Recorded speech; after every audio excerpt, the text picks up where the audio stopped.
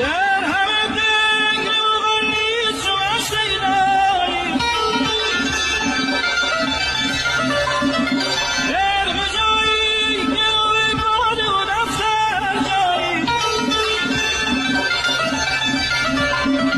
در جایی نوی صافیست و باری دارد از خدایی طلبم صحبت روشنایی